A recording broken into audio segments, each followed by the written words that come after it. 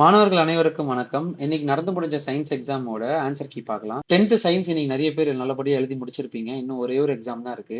இந்த 10th mark தான் வந்து உங்களோட ஃபியூச்சரை டிஃபைன் பண்ண போகுது அப்படின்னு சொல்லிட்டு நான் நிறைய தடவை நீங்க ஸ்கூல்லயும் சொல்லியிருப்பாங்க, நாங்களும் சொல்லியிருப்போம். ஏன் அப்படின்னா 10th எடுக்கிற மார்க் பேஸ் பண்ணி தான் உங்களுக்கு 11th 12th அதுக்கேற்ற மாதிரி சீட்ஸ் வந்து அலாட் பண்ணுவாங்க. ஸோ நீங்க கேட்குற குரூப், நீங்க உங்களோட எய்ம் என்ன, அதுக்கேற்ற மாதிரி குரூப்ஸை வந்து நீங்க சூஸ் பண்ற மாதிரி இருக்கும். சப்போஸ் நீங்க சூஸ் பண்ற குரூப் உங்களோட மார்க் அடிப்படையில கொடுக்காம போயிட்டாங்கன்னா நல்ல காலேஜஸ், நல்ல ஸ்கூல்ஸ்ல வந்து கிடைக்கிறதுக்கு, நல்ல ஸ்கூல்ஸ்ல ஒரு வாய்ப்பு கிடைக்கிறத வந்து மிஸ் பண்ணிடுவீங்க. அதனாலதான் 10th மார்க் அப்படின்றது உங்களோட அடையாளமா இருக்க போகுது. ஸோ இது வரைக்கும் நீங்க நாலு நாலு எக்ஸாம் வந்து எப்படி பண்ணியிருப்பீங்க அப்படின்றது தெரியல. லாஸ்ட் எக்ஸாம் முடிஞ்ச அளவுக்கு மார்க்ஸ் அதிகமாக ஸ்கோர் பண்ண பாருங்க. உங்களுக்கு டோட்டலில் வந்து அட்லீஸ்ட் ஒரு 400 அளவுக்கு இன்க்ரீஸ் பண்றதுக்கு ஹெல்ப் பண்ணும்.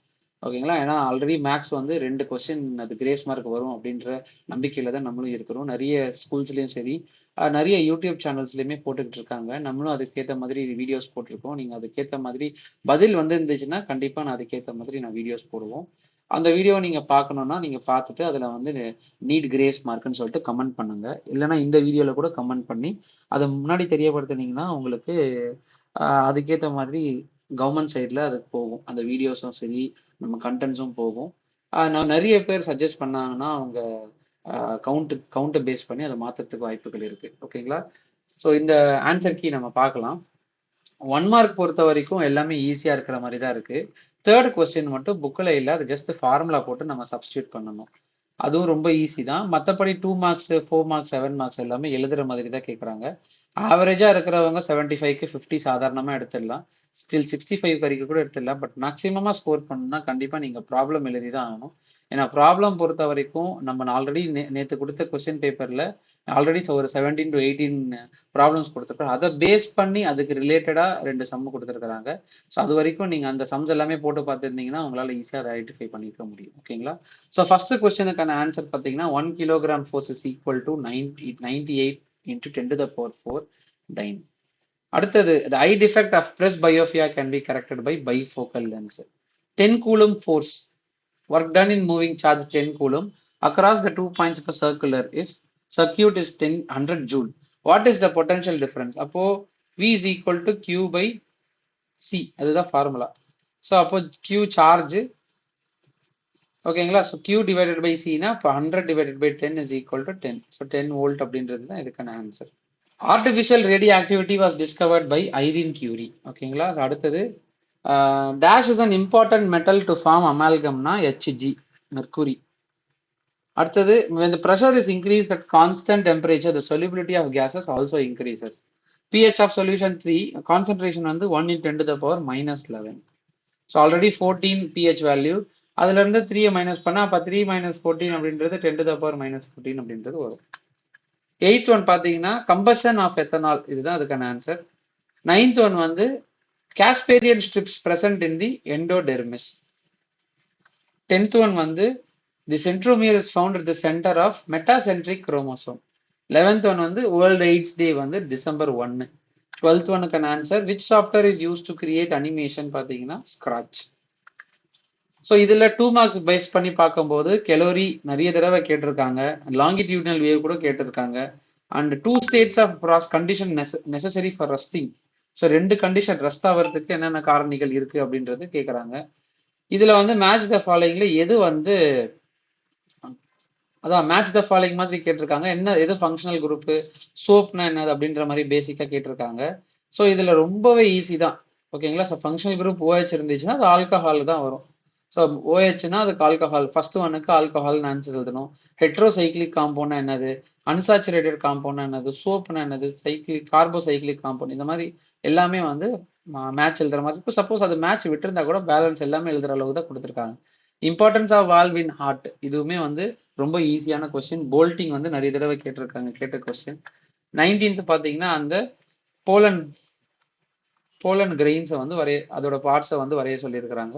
அது வரைஞ்சு அதை வந்து மென்ஷன் பண்ணும். ஸோ வரைய கூட தேவையில்லை, ஏபிசிடின்னு போட்டு அது பார்ட்ஸ் மட்டும் மென்ஷன் பண்ண கூட போதும். 20th கூட டீஜெனரேட்டட் கிவி கேட்டிருக்காங்க. இதுவுமே ஈஸி தான். What happen if trees are cut down, trees வந்து வெட்டப்பட்டதுன்னா, மரங்கள் வெட்டப்பட்டுச்சுன்னா அதுக்கான விளைவுகள் எல்லாமே கொடுத்துருப்பாங்க. என்விரான்மெண்டல் ஸ்டடீஸ் லாஸ்ட் 22nd லெசன்ல. 22nd லாஸ்ட் இந்த கம்பல்சரி பார்த்தீங்கன்னா பர்சன்டேஜ் கம்போசிஷன் ஆஃப் மீத்தேன்னு கேட்டிருக்காங்க. இப்போ மீத்தேன் நமக்கு CH4ன்னு கொடுத்துட்டாங்க. இதுல சியோட பர்சன்டேஜ் என்ன, ஹெச்சோட பர்சன்டேஜ் என்னன்னு சொல்லிட்டு கண்டுபிடிக்க சொல்றாங்க. ஆனா மொத்தமா பாத்தீங்கன்னா 100% தான். இப்போ நம்ம காமனா போட்டோம்னா சி இன்டூ, இப்போ சி எத்தனை இருக்கு, ஒரு மடங்கு இருக்கு, 1 இன்டூ 12. சியோட அட்டாமிக் மாஸ் வந்து 12 பிளஸ் 4 இன்டூ 1, ஹைட்ரஜனோட அட்டாமிக் மாஸ் வந்து 1. இப்போ கால்குலேட் பண்ணும்போது 12 பிளஸ் 4 இஸ் ஈக்குவல் டு 16. 16 தான் இதுல டோட்டலா மாலிகுலர் மாஸ். அப்போ மாலிகுலர் மாஸ் அப்படி இருக்கிறதுனால இப்போ கார்பனோட அட்டாமிக் மாஸ் என்னது, 12 divided by molecular mass into 100. இது சியோடது. அப்போ சியோட கால்குலேட் பண்ணோம்னா 4 3s are 12, 4 4s are 16, 4 25s are 100, 25 into 3 வந்து 75. ஓகேங்களா, இது சி. இது அதே மாதிரி ஹைட்ரஜனுக்கு நம்ம கால்குலேட் பண்ணோம்னா ஹைட்ரஜன் அட்டாமிக் மாஸ் 4, இது வந்து 16, அப்போ இன்டூ 100. இப்போ 4 4s are 16, 4 25s are 100 is equal to 25. அப்போ கார்பனோட பர்சன்டேஜ் என்னன்னா 75%, ஹைட்ரஜனோட பர்சன்டேஜ் என்னன்னா 25%. அவ்வளவுதான், இதுதான் இதுக்கான ஆன்சர். ஓகேங்களா. அடுத்தது 23rd. இந்த இதுல 4 மார்க் வைஸா பார்க்கும்போது ரொம்ப ஈஸி தான். இந்த ஐடியல் கேஸ் ஈக்குவேஷன் எல்லாமே, அந்த ஐடியல் கேஸ் ஈக்குவேஷன் பிளஸ் அந்த ஒரு டயக்ராம் போட்டு அந்த அக்யூரேட் எக்ஸ்பான்ஷன் ரியல் எக்ஸ்பான்ஷன் சொல்லிட்டு ரெண்டு கொடுத்துருப்பாங்க. அந்த அந்த கொஸ்டின் ரெண்டுத்துல இருந்து ஒன்று கண்டிப்பா வரும்னு சொல்லியிருந்தோம். அதுக்கேற்ற மாதிரி ஒன்று கொடுத்துருக்காங்க. மயோபியா அண்ட் ஹைப்பர் மெட்ரோபியாவோட டிஃபரன்சஸ் கேட்டிருக்காங்க. Compare properties of alpha beta gamma, இதுவுமே ரொம்ப ஈஸி தான். அவாகட்ரோல அப்ளிகேஷன் ஈஸி தான். அலாய் ரீசன்ஸ் ஆஃப் அலாயிங், அதுவுமே ஈஸி தான். அதோட mechanism of cleansing action of சோப்புமே ஈஸி தான். Locomotion takes place in leech, இதுவுமே ரொம்ப ஈஸியான கொஸ்டின், நிறைய தடவை கேட்ட கொஸ்டின். நியூரானோட ஸ்ட்ரக்சர் வரைஞ்சு அதை பத்தி எக்ஸ்பிளைன் பண்ணணும், இதுவுமே ஈஸி தான். மண்ணரிப்பினால் உண்டாகக்கூடிய விளைவுகள் எப்படின்னா கான்சிக்வன்சஸ் ஆஃப் சாயில் எரோஷன், இதுவுமே ரொம்ப ஈஸி தான். ஸோ 32nd வந்து ப்ராப்ளம் கொடுத்துருப்பாங்க. இதுதான் கம்பல்சரி சொல்லியிருந்தேன் இல்லைங்களா.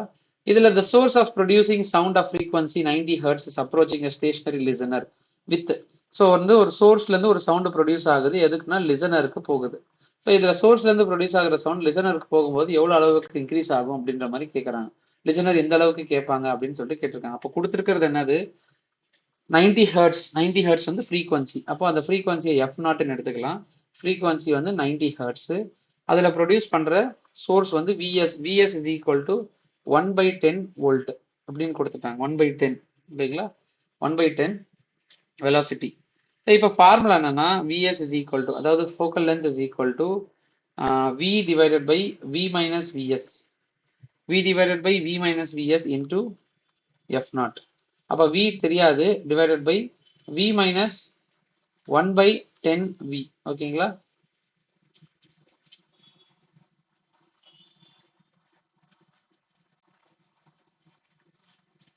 Into F0. ஸோ அடுத்தது பார்த்தீங்கன்னா கிராஸ் மல்டிப்ளை பண்ணணும். இப்போ V divided by 10V minus 10V minus V divided by 10 into F0. இப்போ V divided by 9/10 is equal to F0 value என்னது 90. ஸோ அப்போ நம்ம கால்குலேட் பண்ணோம்னா கிராஸ் மல்டிப்ளை ரெசிப்ரோக்கல் ஆகும். அப்போ 10/9 இன்டூ 19 வரும். 9 10s are 100. அப்போ ஸோ 10 into 10 100. ஆன்சர் பார்த்தீங்கன்னா 100 ஹெர்ட்ஸ். ஓகேங்களா. ஸோ அடுத்தது 7 மார்க்ஸும் ரொம்பவே ஈஸியாக தான் கேட்டிருக்காங்க. அந்த அளவுக்கு கஷ்டம்லாம் கிடையாது.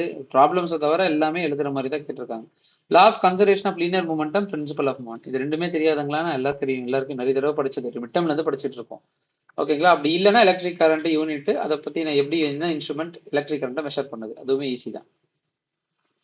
And then hygroscopic substances, deliquescent substance, இதுவுமே எழுதிருப்பீங்க 3 mark. Aquatic animal live more in cold region, இதுவுமே படிச்சிருப்பீங்க. வால்யூம் பர்சன்டேஜ் படிச்சாச்சு. அது இல்லைன்னா இந்த ப்ரோக்ராம் தான் இந்த ப்ராப்ளம் எழுதுற மாதிரி இருக்கும். சப்போஸ் இந்த ப்ராப்ளமுக்கான ஈக்குவேஷன் என்னது அப்படின்னா CaCO3.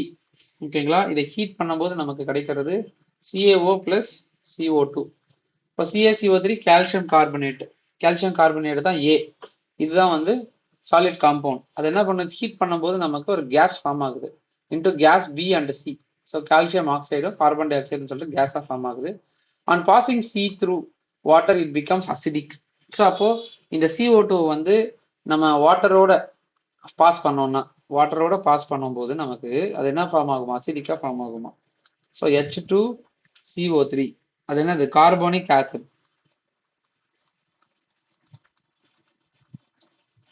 ஓகேங்களா? ஸோ இந்த மாதிரி ஒரு ரியாக்ஷன் இன்னொரு ரியாக்ஷனோட சேரும்போது அதோட வீரியத்தன்மை அதிகமாகிட்டே போகும். ஜஸ்ட் இதுல இருக்கிற ஒரே நார்மல் காம்பவுண்ட் அதுல இருந்து ஸ்பிளிட் ஆன காம்பவுண்ட் தனியா எடுத்து வாட்டரோட ரியாக்ட் ஆகும்போது அது என்ன ஃபார்ம் ஆகுது, அசிடிக்கா ஃபார்ம் ஆகுது அப்படின்றது கொடுத்துருக்காங்க. அப்போ ஏ வந்து கால்சியம் கார்பனேட்டு, பி வந்து கால்சியம் ஆக்சைடு, சி வந்து கார்பன் டை ஆக்சைடு.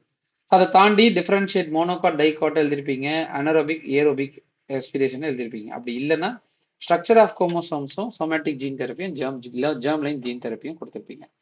ஸோ இன்னைக்கான சயின்ஸ் பொறுத்த வரைக்கும் ப்ராப்ளம்ஸை தவிர, அதாவது 2 மார்க்ஸ் கூட மொரோவர் எழுதிடலாம்னு வச்சுக்கோங்க.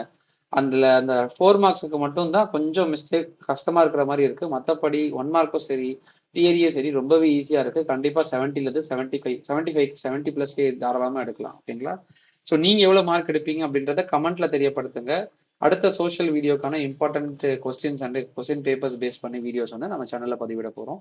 நம்ம சேனலை புதுசா பாக்குறதுனாலும் சரி, இப்பதான் நம்ம சேனல் பார்த்துட்டு இருக்கீங்க அப்படின்னாலுமே சரி,